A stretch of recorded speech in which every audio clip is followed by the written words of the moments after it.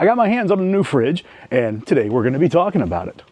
As long as we can anyway, before that gets here. Well, if we have to go inside, we have to go inside. It's the new 26-quart portable fridge from Bodegacooler.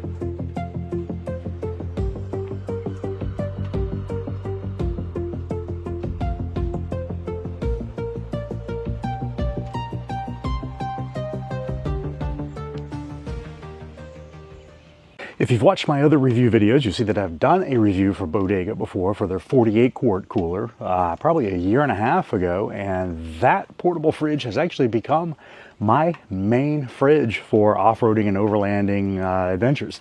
That is the one that I usually take with me. So when Bodega reached out and asked if I'd like to review the new 26-quart one, I was like, yes, because I actually need a smaller fridge. So let's take a look at it. Before we get too deep into this, first thing I want to tell you is we just got back from a 2-week trip to Utah and Colorado, where we ran the Rim Rocker Trail along with the Alpine Loop and the Colorado Flat Tops.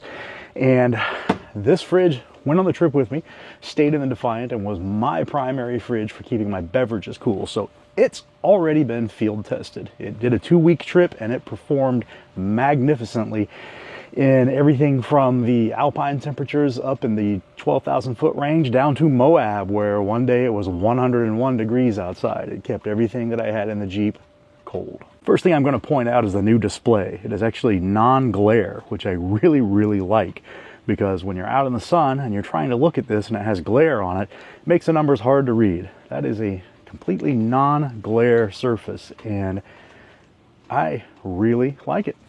Let's take a peek inside of it. I apologize, it does have some little stains in it and stuff because, well, like I told you, it just got used for 2 weeks. So, but you can see it is 26 quart, it's got plenty of room. It is a single zone, but it will get really cold. Plenty of room in there. As with most of the other Bodega fridges I've seen, it's got a non-glare surface to it, a little bit of texture. I like it, doesn't reflect light. Doesn't do too good if you want to put stickers on it though. But is that really a negative? On the exterior, it has this little lip on the ends, which has slots in it. These slots are so that you can tie it down. You can actually run a ratchet strap in there and tie the thing down. So if it's in the back of your truck, like we're using Andy's truck right now for this, we could strap it down. That way it doesn't go flying around. Since it's been used in the field for the last 2 weeks, this is not an unboxing video because the box has long since been burned in our fire pit, but let's take a look at what you get. First and foremost, most important thing, instruction manual. The instruction manual is easy to understand and it's in clear English, which, as you know, I am a big fan of. As far as wires go, you have your standard cigarette lighter adapter here, which this is actually how I kept it powered for the entire 2 weeks, running off of a just over 1,000 watt-hour power station, which is sitting right there. It's an Anker C1000 power station. And of course you have your DC cable, which is what we're powering it with right now. So I just powered it on probably about 5, maybe 10 minutes ago. It's reading 64 degrees. I have the thermostat set at 30 and it is in max mode. So I have it set to draw the maximum amount of power that it's going to draw. So let's take a look at the power station and see what it is drawing. And on this display, which is not non-glare, it is drawing 30 to 33 watts. The power station still at 100% says it'll power it for 20 hours. So let's talk about that power usage. As I said, it's an Anker C1000 power station. It's just over 1,000 watt hours. It's like 1058 or something like that. I don't remember off the top of my head. This is what I powered it with for the entire trip. So this ran off of that for 2 weeks in Colorado and Utah. I had to recharge this to top it off to 100% one time during that trip. Each day it took it down anywhere from about 8% of its charge to 11% of its charge, depending on how hot it was outside. I think the least that it used, I came out one morning and the first morning I powered it off of that when it was 100%. I think I came out and it was at like 92% charge. And then obviously it went down from there.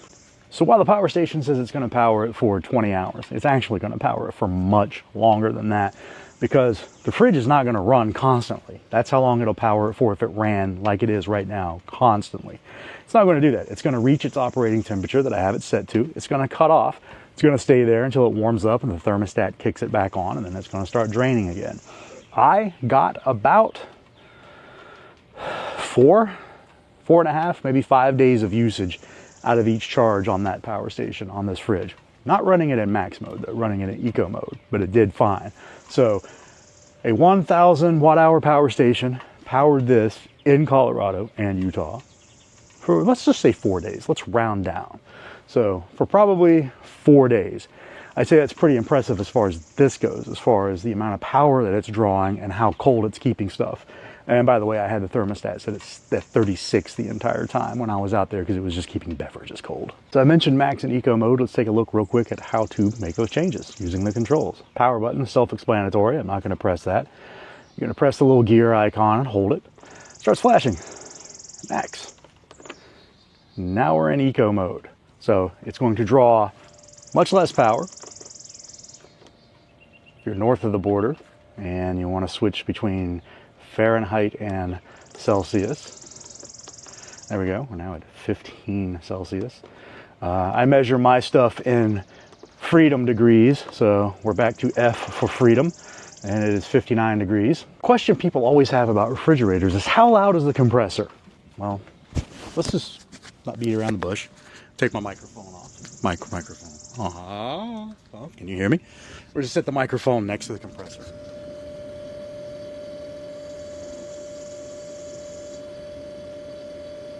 That side.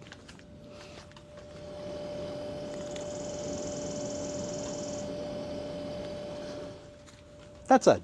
So, however loud that is, I won't know until I edit the video.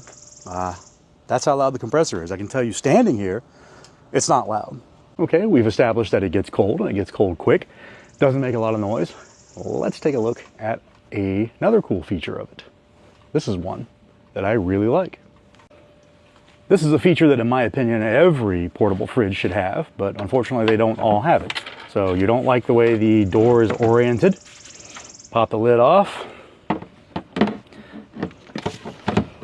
pop it back on, just like that. The lid is now facing the opposite direction. Now, I've reviewed other fridges that did the same thing, but none of them did it as easy as that. How long did that take me? What, 10 seconds maybe? So I had another one I reviewed, I won't name it by name, but it was almost a two-man job getting that lid off and getting it back on. So that's a feature that I happen to really like about this fridge. The other Bodega cooler that I have has the same feature, and I'm glad they carried it over to this line because I actually use it. In fact, before I forget, I'm going to switch it back over to how I like it.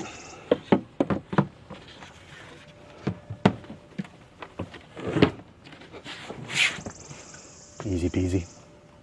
The latch on the lid is pretty self-explanatory. It is actually latching though, so it does catch. So it does actually hold it pretty securely. It's not going to flop open on you as long as you do your job and close it securely. So that is another feature that I like. I did have another fridge in the past that it would come open because it didn't have a good positive click to it when it closed. And sometimes if you were on a really bouncy surface, or if you just didn't do your job and close the thing completely, it would stay partially open, which would let some of the cold air out and keep the thing running longer. The great thing about it is it's not very heavy. It's only, I believe, just over 20 pounds, like 22.6 pounds. I have back problems, like I've mentioned in a few videos, so there are days where lifting a 40 or 50 pound fridge is not only something that makes my doctor mad, but not easy for me. So this is really easy to lift. I can actually carry it under one arm if I need to. So if you're not having to pack in a lot of stuff, this is a great option for you.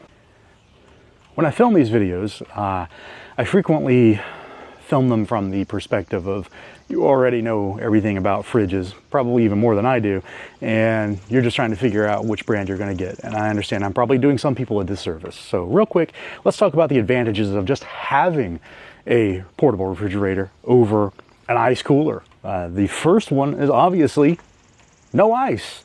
That is a big thing. As I said, we just came back from a 2-week trip where we were out on the Rim Rocker. Rim Rocker is a 160-something mile long trail that runs from Montrose, Colorado to Moab. We were in the middle of nowhere.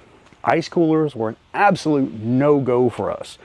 So we had 2 Bodega refrigerators, this one and the aforementioned 48-quart one that I have. And they did the job superbly. In an environment like that, ice is not an option. Aside from the fact that it's hard to get ice, now you have all this melt water in your cooler, your food is getting soggy. Yeah, it's great for keeping your drinks cold, but your food is getting soggy. Anything that is not sealed is going to get soggy and wet, whereas in this one, you don't have to completely seal it if you don't want to. I mean, it's always a good idea to seal your food, but you don't have to. It's not going to get soggy, it's not going to get wet. So that is the biggest advantage, in my humble opinion, of having a portable fridge over using an ice cooler. No ice, no dependence on ice.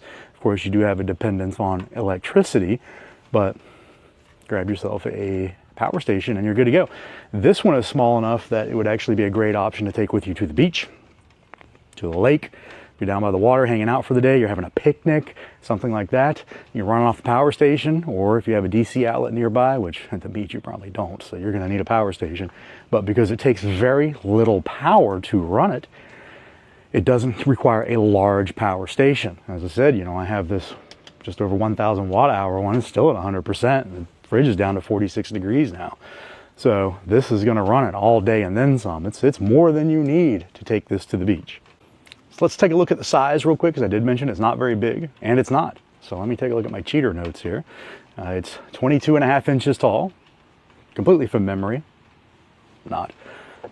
13.6 inches long, and it is 14.9 inches deep, so basically 15 inches deep. And because somebody is going to ask, and it's good information to have, what is the warranty on it? Well, Bodega didn't provide me any specific warranty information on this model.